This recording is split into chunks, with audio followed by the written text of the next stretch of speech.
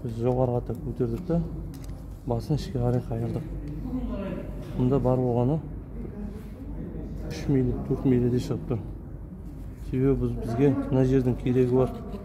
Бізге мына жер керек, мына 40 майдың жиналатын жері мына. Бұл Алланың қалауымен бүгін ойластырылып шығарылған нәрсе. Еш жерден көрген жоқпыз. Бірінші рет ойластырып шығарылған нәрсе. Бірнеше түрін жасадық, бірақ осы ыңғайлысы болып шықты бізде. Сендерге осыны толық тазалағанын көрсетеміз. Әрине, шпилька алынып, оға. Әрине, шпильканы қарауын көрсетіне. Шпилька мынандай бізде сыбылысқан май ішінен шықпайды. Әрине, бұны резьбінің бағытымен көрініп тұр ма? Дәл осылай алынады. Қарасаңыздар көрініп тұр ма? Өздігінен түседі. Кейін қатады ашу болады бұны. Резьбінің бағытымен ашылады.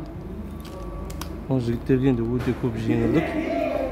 Оған қанша водосорып кетеді, қанша шөткілеу жұмыстары кетеді. Амлада водосорыпты шашпаса да болады.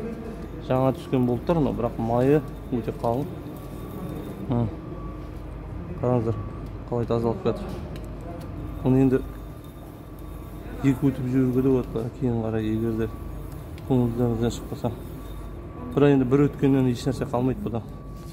Себебі қазір айырмашылық қарайсында. Қараңыздар, қалай тазалап кетір. Біз жаңа оның алдында бұдан да қатты майларды тазаладық. Ештеңесі кеткен жоқ. Бір өтсе де болады, екі өтсе де болады. Айырмашылығын қараңдар. Резьбінің ішінде ешқандай май жоқ. Бұған тек молекул шақса да бар. Бірақ тек қана жігіттер бұл май тазалауға арналған. Тек май тазалайсыңдар болды. Ол манандай дат тазаламайды бұл. Себебі оған да эксперимент жасап көрдік. Электрод деген жұмсақ материал почти желініп қалады. Қалай қырып келеді ана ішін. Қатқан олар, жұмсақ. Соңғы жағын қарамын, соңғы жағында. Қалай қырып кетті. Бүйтіп таза жүргөт бірнеше. Вот жігіттер.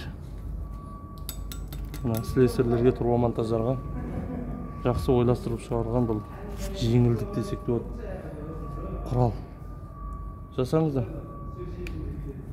Айыры.